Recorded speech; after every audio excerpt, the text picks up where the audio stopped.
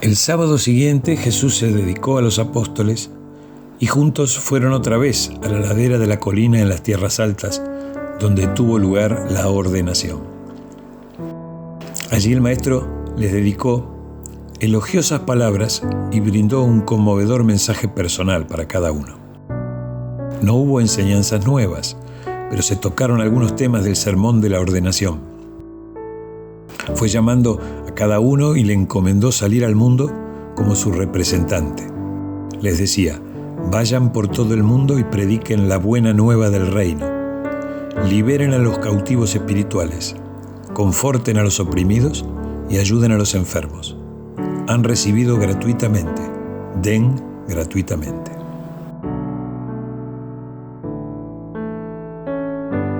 Jesús les aconsejó que no llevaran dinero ni ropa adicional, diciéndoles que el obrero merece su salario. Y finalmente dijo: miren, los envío como ovejas en medio de los lobos. Sean pues tan prudentes como las serpientes y tan inofensivos como las palomas. Pero presten atención, porque vuestros enemigos los llevarán ante sus consejos y los criticarán severamente en sus sinagogas. Serán llevados ante los gobernadores y los jefes solo porque creen en este evangelio. Y vuestro testimonio mismo será mi propio testimonio ante ellos.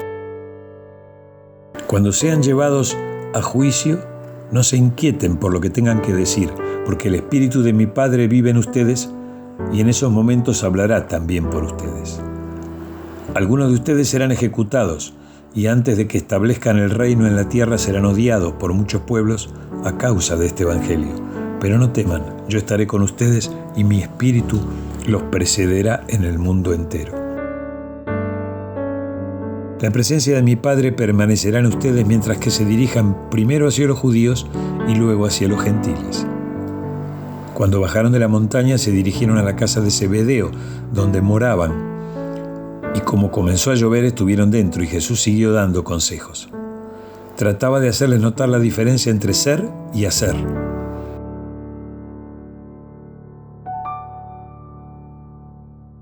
Ellos venían de una religión que les imponía qué hacer para conseguir ciertos resultados. Ahora era cuestión de ser rectos y de ser perfectos como el Padre es perfecto. Jesús les dijo: Juan ha predicado un bautismo de arrepentimiento, de aflicción, por la vieja manera de vivir, pero ustedes van a proclamar el bautismo de la comunión con Dios. Prediquen el arrepentimiento a los que necesitan esa enseñanza, pero a los que ya buscan entrar sinceramente en el reino, ábranles las puertas de par en par y pídanles que entren en la jubilosa hermandad de los hijos de Dios. Como el maestro era lo que enseñaba, los discípulos aprendieron mucho más de solo convivir con él. Y si bien él les presentaba el espíritu en la actitud del alma, ellos insistían aún en traducir esas enseñanzas en normas de conducta. Los apóstoles no podían entender que Jesús estaba viviendo una vida de inspiración espiritual para todos los seres de todas las épocas, en todos los mundos del vasto universo, como en algún momento anunció. Quizá Judas Iscariote era el único que podía entenderlo de acuerdo a los textos del Evangelio de Judas, del que hablaremos cuando llegue el momento.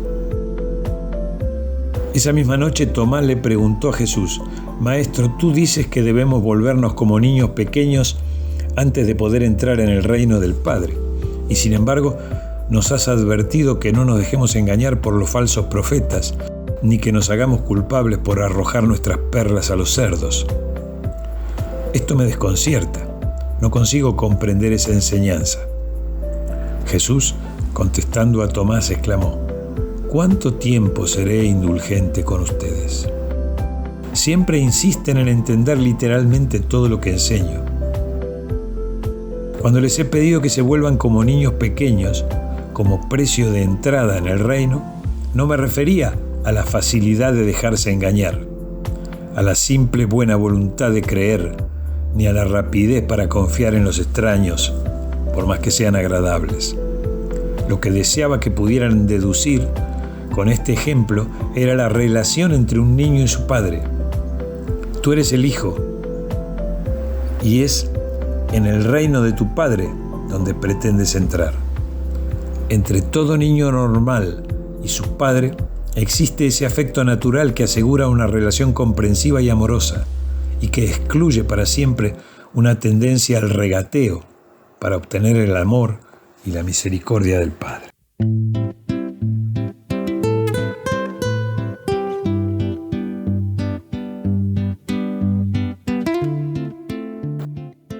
Y el Evangelio que estamos predicando tiene que ver con una salvación que se origina cuando se comprende por medio de la fe esta misma relación eterna entre un niño y su padre.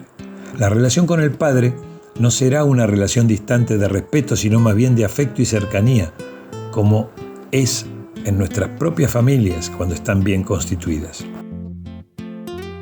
En un momento de la velada, Simón Pedro preguntó: «Pero maestro, ¿todos los hombres son hijos de Dios?». A lo que Jesús contestó: «Sí, Simón, todos los hombres son hijos de Dios, y esa es la verdad que van a proclamar». A los apóstoles les costaba entender esta doctrina. Esta información nueva era difícil de incorporar. ¿Todos los hombres? La moralidad de la filosofía que enseñaba Jesús se basaba en la relación con el Padre. A otra pregunta de Andrés respondió que la moralidad de su enseñanza era inseparable de la religión personal, de su manera de vivir. Enseñaba la moralidad partiendo no de la naturaleza del hombre, sino de la relación del hombre con Dios. Juan le preguntó a Jesús: «Maestro, ¿qué es el reino de los cielos?».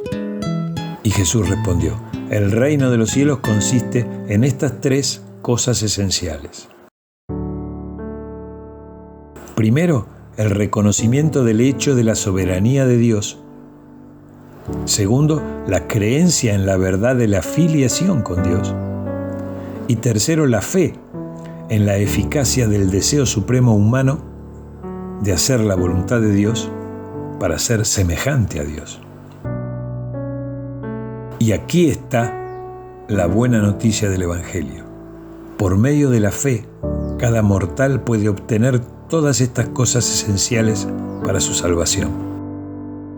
En palabras nuestras, podemos decir que el reino de los cielos que va creciendo dentro nuestro se apoya en reconocer que Dios es el máximo soberano, que somos sus hijos y por lo tanto hermanos a conformar la fraternidad universal, y que nuestra fe nos lleva a hacer la voluntad del Padre, lo que nos llevará a ser semejantes a Dios.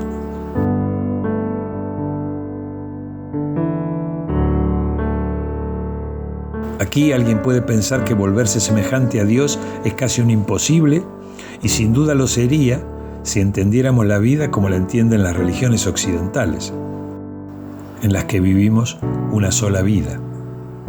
Parece imposible que en una sola vida podamos perfeccionar tanto nuestro espíritu, pero en una cadena de vidas, en esta tierra primero y luego ascendiendo en otras dimensiones, sin duda no será imposible. Muchas veces en el libro de Urantia encontramos la denominación de el humano ascendente, cuando se refiere a nosotros, y eso quiere decir que a medida que vayamos dejando nuestra existencia en los planos físicos, iremos ascendiendo espiritualmente y siempre aprendiendo en camino hacia el Padre en el paraíso.